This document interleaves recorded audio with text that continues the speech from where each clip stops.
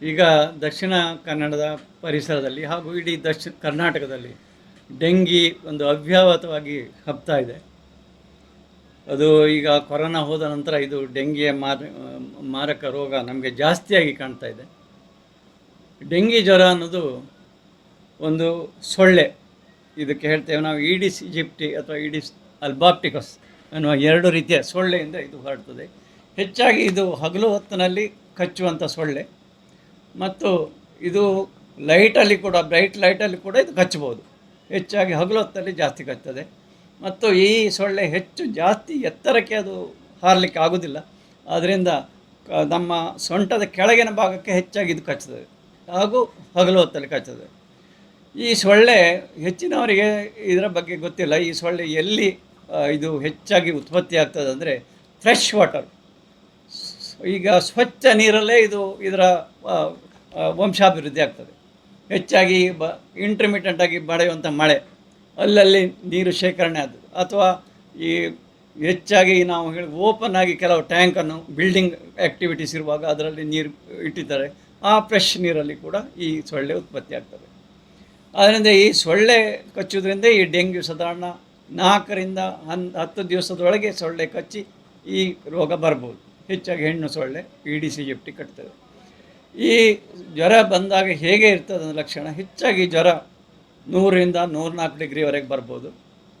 ಮತ್ತು ಜ್ವರದ ಒಟ್ಟಿಗೆ ವಿಪರೀತ ತಲೆನೋವು ಮತ್ತು ಬೆನ್ನು ನೋವು, ಇದಕ್ಕೆ ಬ್ರೇಕ್ ಬೋನ್ ಫೀವರ್ ಅಂತ ಹೇಳ್ತಾರೆ. ಯಾಕಂದರೆ ವಿಪರೀತ ಸೊಂಟ ನೋವು ಇರ್ತದೆ ಇದರಲ್ಲಿ. ಅದರ ನಂತರ ಮಾಂಸಖಂಡದ ನೋವು, ಕೆಲವೊಮ್ಮೆ ಈ ಜಾಯಿಂಟ್ಗಳ ನೋವು, ಮತ್ತು ಕಣ್ಣು ಅಲುಗಾಡಿಸುವಾಗ ನೋವು ಅಥವಾ ಕಣ್ಣಿನ ಹಿಂದೆ ನೋವು, ಇಂಥದ್ದು ಕೂಡ ಹೆಚ್ಚಾಗಿ ಈ ಜ್ವರದ ಒಟ್ಟಿಗೆ ಇರ್ತದೆ. ಮತ್ತು ಕೆಲವರಲ್ಲಿ ದಡಿಕೆಗಳು ಮೈಯಲ್ಲಿ ಬೀಳ್ಬೋದು. ಹಾಗೂ ಕೆಲವೊಂದು 3-4 ದಿನ ಆದಾಗ ಮೈಯಲ್ಲಿ ತುರಿಕೆ ಕೂಡ ಇರ್ತದೆ. ಕೆಲವರಿಗೆ ಏನಾಗ್ತದೆ ಅಂದರೆ ಗಂಟಲಲ್ಲಿ ನೋವು ಮತ್ತು ಲೂಸ್ ಮೋಷನ್ ಕೂಡ ಇರ್ತದೆ. ಹೆಚ್ಚಾಗಿ ಹೊಟ್ಟೆ ನೋವಿನೊಟ್ಟಿಗೆ ಲೂಸ್ ಮೋಷನ್ ಕೂಡ. ಈ ಲೂಸ್ ಮೋಷನ್ ಇದೆ ಅಂತ ಹೆಚ್ಚಾಗಿ ಲೂಸ್ ಮೋಷನ್ ಟ್ರೀಟ್ಮೆಂಟಿಗೆ ಹೋಗ್ತಾರೆ. ಆದರೆ ಡೆಂಗಿನ ಲಕ್ಷಣ ಒಂದು ಲೂಸ್ ಮೋಷನ್ ಕೂಡ ಜ್ವರದ ಒಟ್ಟಿಗೆ. ಅದರಿಂದ ಈಗಿನ ಈ ಸೀಸನ್ನಲ್ಲಿ ಲೂಸ್ ಮೋಷನ್ನು, ಹೊಟ್ಟೆ ನೋವು, ಜ್ವರ ಇದ್ದಲ್ಲಿ ಡೆಂಗ್ಯೂ ಟೆಸ್ಟ್ ಮಾಡೋದು ಅತಿ ಮುಖ್ಯ. ಹಾಗೆ 3-4 ದಿವಸ ಜ್ವರ ಬಂದ ನಂತರ ಜ್ವರ ಕಡಿಮೆ ಆಗೋ ಸಂದರ್ಭದಲ್ಲಿ ಪ್ಲೇಟ್ಲೆಟ್ ಕಣ ಅನ್ನೋದು ಕಮ್ಮಿ ಆಗ್ತಾ ಬರ್ತದೆ. ಆದರೆ ಮೊದಲ 3-4 ದಿವಸ ಜ್ವರ ಇರುವಾಗ ಪ್ಲೇಟ್ಲೆಟ್ ಕಣ ನಾರ್ಮಲ್ ಆಗಿರ್ತದೆ, ಅದರ ಕೌಂಟ್ ಸರಿಯಾಗಿರ್ತದೆ. ಹೆಚ್ಚಿನವರು ಪ್ಲೇಟ್ಲೆಟ್ ಕೌಂಟ್ ಸರಿ ಉಂಟು ಅಂತ ಹೇಳಿಬಿಟ್ಟು ಈಗ ಡೆಂಗಿ ಇಲ್ಲ ಅಂತ ಹೇಳುವಂಥದ್ದಿದೆ. ಇದು ತಪ್ಪು. ಸರಿಯಾದ ಸ್ಟಾರ್ಟಿಂಗ್ ಸ್ಟೇಜಲ್ಲಿ ಪ್ಲೇಟ್ಲೆಟ್ ಕಣ ನಾರ್ಮಲ್ ಇರ್ತದೆ ಈ ಡೆಂಗಿ ಜ್ವರದಲ್ಲಿ. 3 ಅಥವಾ 4 ದಿವಸದ ನಂತರ ಅಥವಾ 1 ವಾರದ ನಂತರ ಇದು ಕಮ್ಮಿ ಆಗ್ತಾ ಬರ್ತದೆ. ಪ್ಲೇಟ್ಲೆಟ್ ಕಣಗಳು ಕಮ್ಮಿ ಆಗ್ತಾ ಕೆಲವರಲ್ಲಿ ವಿಪರೀತವಾಗಿ ಕಮ್ಮಿ ಆಗ್ತದೆ. ಇದು ಹೆಚ್ಚಾಗಿ ಟೆಂಪ್ರರಿಯಾಗಿ ನಮ್ಮ ಪ್ಲೇಟ್ಲೆಟ್ ತಯಾರಾಗುವ ಬೋನ್ ಮ್ಯಾರೋ ಸಪ್ರೆಷನ್, ಈ ವೈರಸ್ ಇನ್ಫೆಕ್ಷನ್ ಆದ್ದರಿಂದ ಆಗ್ತದೆ. ಆದರೆ ಹೆಚ್ಚಾಗಿ ಕಡಿಮೆ ಆದ ಪ್ಲೇಟ್ಲೆಟ್ ಮತ್ತೆ 1-3-4 ದಿವಸದಲ್ಲಿ ನಾರ್ಮಲ್ ಬರ್ತದೆ, ಅದರಷ್ಟಕ್ಕೆ ನಾರ್ಮಲ್ ಆಗ್ತದೆ. ಇದು ಎಲ್ಲ ಡೆಂಗಿನ ಹೆಚ್ಚಿನ ಪ್ರಕ್ರಿಯೆ. ಕೆಲವರಲ್ಲಿ ಜಾಸ್ತಿಯಾಗಿ ಕಮ್ಮಿ ಆಗ್ತದೆ, ಕೆಲವರು ಕಮ್ಮಿ ಆಗ್ತದೆ. ಆದರೆ ಪ್ಲೇಟ್ಲೆಟ್ ಕಣ ಕಮ್ಮಿ ಆದ ಕೂಡಲೇ ಜನರು ಹೆದರುತ್ತಾರೆ, ಇದು ಅವಶ್ಯಕತೆ ಇಲ್ಲ. ಮತ್ತು ಮೊದಲ 3-4 ದಿವಸ ಜ್ವರ ಇರುವಾಗ ಪ್ಲೇಟ್ಲೆಟ್ ಕಣದ ಟೆಸ್ಟ್ ಅವಶ್ಯಕತೆ ಇಲ್ಲ. 4 ದಿವಸದ ನಂತರ ಜ್ವರ ಬಿಡುವಾಗ ಪ್ಲೇಟ್ಲೆಟ್ ಕಣ ಕಮ್ಮಿ ಆಗ್ತದೆ. ಮತ್ತು ದಿನಕ್ಕೊಮ್ಮೆ ಟೆಸ್ಟ್ ಮಾಡಿದರೆ ಸಾಕು, ದಿನಕ್ಕೆ 3-4 ಸರಿ ಟೆಸ್ಟ್ ಮಾಡೋ ಅವಶ್ಯಕತೆ ಇಲ್ಲ.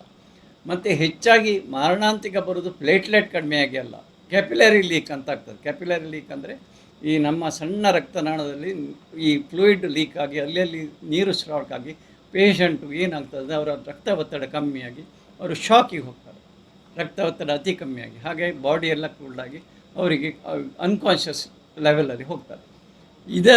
ಇದಕ್ಕೆ ಡೆಂಗ್ಯೂ ಶಾಕ್ ಅಂತ ಹೇಳ್ತಾರೆ. ಇದು ಪ್ಲೇಟ್ಲೆಟ್ಗೂ ಅದಕ್ಕೂ ಸಂಬಂಧ ಇಲ್ಲ, ಇದು ಬೇರೆ ಇದರಿಂದ ಆಗುವಂಥದ್ದು.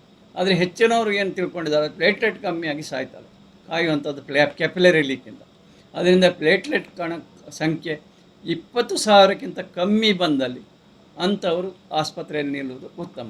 ಕೆಲವರಿಗೆ ಅಪರೂಪದಲ್ಲಿ ಪ್ಲೇಟ್ಲೆಟ್ನ ಟ್ರಾನ್ಸ್ಫ್ಯೂಷನ್ ಬೇಕಾಗ್ಬೋದು. ಅದರಿಂದ ಪ್ಲೇಟ್ಲೆಟ್ ಕಣ ಕಮ್ಮಿ ಆದ ಕೂಡಲೇ ನೀವು ಗಾಬರಿ ಆಗೋ ಅವಶ್ಯಕತೆ ಇಲ್ಲ. 20,000ಕ್ಕಿಂತ ಕಮ್ಮಿ ಆದರೆ ನಮ್ಮ ರೆಕಮೆಂಡೇಷನ್ ಪ್ರಕಾರ ಮೆಡಿಕಲ್ 10,000ಕ್ಕಿಂತ ಕಮ್ಮಿ ಇದ್ದಲ್ಲಿ ಮಾತ್ರ ಅಂಥವರಿಗೆ ಪ್ಲೇಟ್ಲೆಟ್ ಕಣದ ಅವಶ್ಯಕತೆ ಇರ್ತದೆ. ಮತ್ತು ಬ್ಲೀಡಿಂಗ್ ಏನಾರು ಆದರೆ, ಬ್ಲೀಡಿಂಗ್ ಅಂದರೆ ಇದು ಗಮ್ಸಲ್ಲಿ ಬ್ಲೀಡಿಂಗ್ ಆಗ್ಬೋದು, ಕೆಲವೊಮ್ಮೆ ಮೋಷನಲ್ಲಿ ಕಪ್ಪಾಗಿ ಹೋಗ್ಬೋದು, ಕೆಲವರಿಗೆ ಮೂತ್ರದಲ್ಲಿ ರಕ್ತ ಹೋಗ್ಬೋದು, ಕೆಲವರಿಗೆ ರಕ್ತ ವಾಂತಿ ಆಗ್ಬೋದು. ಇಂಥ ಸಂದರ್ಭದಲ್ಲಿ ಪ್ಲೇಟ್ಲೆಟ್ ಕಣ ಕಮ್ಮಿ ಆದಲ್ಲಿ ಅಂಥವರಿಗೆ ಪ್ಲೇಟ್ಲೆಟ್ನ ಅವಶ್ಯಕತೆ ಇರ್ತದೆ, ಅಂಥವ್ರಿಗೆ ಆಸ್ಪತ್ರೆಗೆ ಅಡ್ಮಿಟ್ ಆಗುವ ಸಾಧ್ಯತೆ ಇರ್ತದೆ. ಆದರೆ ಹೆಚ್ಚಿನವರು ತಿಳ್ಕೊಂಡು ಹಾಗೆ ಪ್ಲೇಟ್ಲೆಟನ್ನು ದಿನಕ್ಕೆ 3 ಸರಿ ಟೆಸ್ಟ್ ಮಾಡೋದು, 4 ಸರಿ ಟೆಸ್ಟ್ ಮಾಡೋದು ಹಾಗೆಲ್ಲ ಅವಶ್ಯಕತೆ ಇಲ್ಲ. 3 ಅಥವಾ 4ನೇ ದಿವಸ ನಂತರ ಪ್ಲೇಟ್ಲೆಟ್ ಕಣ ದಿನಕ್ಕೊಮ್ಮೆ ಟೆಸ್ಟ್ ಮಾಡಿದರೆ ಸಾಕು. ಯಾಕಂದರೆ ಪ್ಲೇಟ್ಲೆಟ್ ಕಣಗಳು ನಮ್ಮ ನಾರ್ಮಲ್ ಆಗಿಯೂ ಕೂಡ ಸರ್ಕ್ಯಾಡಿಯನ್ ವೇರಿಯೇಷನ್ ಅಂತ ಆಗ್ತದೆ. 24 ಗಂಟೆಯಲ್ಲಿ ವೇರಿಯೇಷನ್ ಆಗ್ತಾ ಇರ್ತದೆ. ಮಧ್ಯಾಹ್ನದ ಹೊತ್ತು ಪ್ಲೇಟ್ಲೆಟ್ ಕಣ ಜಾಸ್ತಿ ಇರ್ತದೆ ಹೆಚ್ಚಿನವರಲ್ಲಿ, 30ರಿಂದ 40 ಸಾವಿರ, ಕೆಲವರಲ್ಲಿ 50,000 ಸಂಖ್ಯೆ ಕೂಡ ದಿನದಲ್ಲಿ ವೇರಿಯೇಷನ್ ಆಗ್ತದೆ ಪ್ಲೇಟ್ಲೆಟ್ ಕಣ. ಅದರಿಂದ ಇದನ್ನು ದಿನಕ್ಕೆ 3-4 ಸರಿ ಟೆಸ್ಟ್ ಮಾಡೋ ಅವಶ್ಯಕತೆ ಇಲ್ಲ. ದಿನಕ್ಕೆ ಒಮ್ಮೆ ಟೆಸ್ಟ್ ಮಾಡಿದರೆ ಸಾಕು. ಹಾಗೂ 20,000ಕ್ಕಿಂತ ಕಮ್ಮಿ ಆದಲ್ಲಿ ಅಂಥವರು ಆಸ್ಪತ್ರೆಯಲ್ಲಿ ನಿಲ್ಲಬೇಕು. ಮತ್ತು ಯಾವುದಾದ್ರು ಬ್ಲೀಡಿಂಗಿನ ಮೆಥಡ್, ಚರ್ಮದಲ್ಲಿ ಏನಾದರೂ ರಕ್ತಸ್ರಾವವಾದ ಕಪ್ಪಾಗಿ ಬರುವಂಥದ್ದು, ಅಥವಾ ಬ್ಲೀಡಿಂಗ್ ಗಮ್ಸಲ್ಲಿ ಬ್ಲೀಡ್ ಆಗುವಂಥದ್ದು, ಅಥವಾ ಅಲ್ಲಿ ರಕ್ತ ಹೆಪ್ಪುಗಟ್ಟಿ ನಿಮ್ಮ ಚರ್ಮದಲ್ಲಿ ಕಂಡುವಂಥದ್ದು, ಅಥವಾ ಮೂತ್ರದಲ್ಲಿ ಅಥವಾ ಮೋಷನ್ನಲ್ಲಿ ಬ್ಲಡ್ ಹೋಗುವಂಥದ್ದು, ಇಂಥದ್ದು ಇದ್ದಲ್ಲಿ ಮಾತ್ರ ಅಂಥವರಿಗೆ ಪ್ಲೇಟ್ಲೆಟ್ ಕಣದ ಅವಶ್ಯಕತೆ ಇರ್ತದೆ. ಅಂಥವರಿಗೆ ಆಸ್ಪತ್ರೆಯಲ್ಲಿ ಅಡ್ಮಿಟ್ ಆಗೋ ಪರಿಸ್ಥಿತಿ ಇರ್ತದೆ. ಇನ್ನು ಜ್ವರಕ್ಕೆ ಏನು ಮಾಡಬೇಕಂದ್ರೆ, ಜ್ವರ ಬಂದ ಕೂಡಲೇ ಎಲ್ಲರೂ ಹೆದ್ದುತ್ತಾರೆ. ಜ್ವರಕ್ಕೆ ಹೆಚ್ಚಾಗಿ ಪ್ಯಾರಾಸಿಟಮಾಲ್ ಮಾತ್ರೆಯನ್ನು 6 ಗಂಟೆಗೊಮ್ಮೆ ಕೊಟ್ಟರೆ ಸಾಕಾಗ್ತದೆ. ಇದನ್ನು ಅದಕ್ಕಿಂತ ಮುಖ್ಯವಾಗಿ ಜನರಿಗೆ ನಾರ್ಮಲ್ ಟೆಂಪ್ರೇಚರ್ ಇರುವ ನೀರಿನಿಂದ ಇಡೀ ಮೈಯನ್ನು 5 ನಿಮಿಷ ಒರೆಸಿದಲ್ಲಿ ಸ್ಪಾಂಜಿಂಗ್ ಅಂತ ಹೇಳ್ತೇವೆ. ಇದರಿಂದ ಟೆಂಪ್ರೇಚರ್ ಜ್ವರದ ಮಾತ್ರೆ ಆ್ಯಕ್ಷನ್ ಆಗೋ ಮುಂಚೆ ಇದು ಉಪಯೋಗ ಆಗ್ತದೆ. ಅದರಿಂದ ಜ್ವರ ಬಂತಂತ ಹೆದರೋದು ಬೇಡ. ಇನ್ನು ಪ್ಯಾರಾಸಿಟಮಾಲ್ ಎಲರ್ಜಿ ಇರುವವರಲ್ಲಿ ಐಬುಪ್ರೊಫೆನ್ ಅಂತ ಮಾತ್ರೆಯನ್ನು ಕೊಡ್ಬೋದು. ಇದರಿಂದ ಕೆಲವರಿಗೆ ಎಲರ್ಜಿ ಇರ್ತದೆ ಪ್ಯಾರಾಸಿಟಮಾಲ್ ಅಂಥವ್ರಿಗೆ. ಮತ್ತು ಯಾವುದೇ ಒಂದು ಆಸ್ಪ್ರಿನ್ ಮಾತ್ರೆಯನ್ನು ಕೊಡಬಾರ್ದು. ಇವಾಗಲೇ ಹೃದಯ ರೋಗ ಇದ್ದವರಿಗೆ ಆಸ್ಪ್ರಿನ್ ಆವಾಗಲೇ ತಗೊಳ್ತಾ ಇದ್ದವರನ್ನು ಈ ಜ್ವರ ಬಂದಾಗ ಸ್ವಲ್ಪ ಸಮಯ ಇದನ್ನು ನಿಲ್ಲಿಸಬೇಕಾಗ್ತದೆ, ಆಸ್ಪ್ರಿನ್ ಮಾತ್ರೆಯನ್ನು. ಇಲ್ಲದಿದ್ದರೆ ಆಸ್ಪ್ರಿನ್. ಮತ್ತು ಇನ್ನು ಕೆಲವು ನೋವು ನಿವಾರಕ ಔಷಧಿ, ಇದು ಡೈಕ್ಲೋಫೆನಾಕ್, ಇಂಥ ನೋವು ನಿವಾರಕ ಔಷಧಿಗಳನ್ನು ಈ ಜ್ವರದಲ್ಲಿ ಕೊಡಲೇಬಾರ್ದು. ಇದರಿಂದ ತುಂಬ ಡೇಂಜರ್ ಇದೆ. ಅದರಿಂದ ಯಾವ ಮದ್ದು ಕೊಡ್ಬೋದು ಜ್ವರ ಅಂದರೆ, ಒಂದು ಪ್ಯಾರಾಸಿಟಮಾಲ್ ಎಲರ್ಜಿ ಇದ್ದಲ್ಲಿ ಐಬುಪ್ರೊಫೆನ್, ಅಥವಾ 12 ವರ್ಷದ ನಂತರ ನಿಮಿಸುಲೈಡ್ ಕೊಡ್ಬೋದು. ಇದು ಬಿಟ್ಟು ಬೇರೆ ಯಾವುದೇ ಔಷಧಿಗಳನ್ನು ಕೊಡುವಂಥ ಅವಶ್ಯಕತೆ ಇಲ್ಲ. ಹಾಗೂ ಮುಖ್ಯ ಇದರಲ್ಲಿ ಬೇಕಾಗುವುದಂದರೆ ಜಂಗು ಜ್ವರದಲ್ಲಿ ಜ್ವರದ ನಿಯಂತ್ರಣ ಮತ್ತು ಸರಿಯಾದ ದ್ರಾವಣ ಕೊಡುವಂಥದ್ದು. ಸೊ ನೀರನ್ನು ಆಗಾಗ ಕೊಡಿ, ಮತ್ತು ಜ್ಯೂಸು ಮತ್ತು ಬೊಂಡದ ನೀರು ಇಂಥದ್ದನ್ನು ದ್ರಾವಣ ಜಾಸ್ತಿ ಕೊಟ್ಟಲ್ಲಿ ಅವರಿಗೆ ಡಿಹೈಡ್ರೇಷನ್ ಆಗೋದು ನಿಲ್ಲಿಸ್ತದೆ, BP ಕಮ್ಮಿ ಆಗೋದು ನಿಲ್ತದೆ. ಅದರಿಂದ ಡೆಂಗು ಜ್ವರ ಬಂತು ಅಂತ ನೀವು ಹೆದರುವ ಅವಶ್ಯಕತೆ ಇಲ್ಲ. ಜ್ವರದ ನಿಯಂತ್ರಣ, ಆ್ಯಂಟಿಬಯೋಟಿಕ್ನ ಅವಶ್ಯಕತೆ ಖಂಡಿತ ಇರೋದಿಲ್ಲ. ಅಪರೂಪದಲ್ಲಿ ಈ ಡೆಂಗ್ಯೂದಲ್ಲಿ ಶಾಕ್ ಆದಾಗ ಕೆಲವೊಮ್ಮೆ ಬ್ಯಾಕ್ಟೀರಿಯಲ್ ಇನ್ಫೆಕ್ಷನ್ ಆಗೋದಿದೆ, ಸೆಪ್ಸಿಸ್ ಇರ್ತದೆ. ಸೆಪ್ಸಿಸ್ ಆದಾಗ ಕೆಲವೊಮ್ಮೆ ಆ್ಯಂಟಿಬಯೋಟಿಕ್ನ ಅವಶ್ಯಕತೆ ಇರ್ತದೆ. ಇಲ್ಲದರೆ ಡೆಂಗ್ಯೂ ಜ್ವರದಲ್ಲಿ ಯಾವುದೇ ಆ್ಯಂಟಿಬಯೋಟಿಕನ್ನು ಕೊಡಲೇಬಾರ್ದು, ಇದರಿಂದ ತೊಂದರೆಗಳೇ ಜಾಸ್ತಿ. ಹಾಗೂ ಸ್ಟೀರಾಯ್ಡ್ ಔಷಧನ ಅವಶ್ಯಕತೆ ಇಲ್ಲ.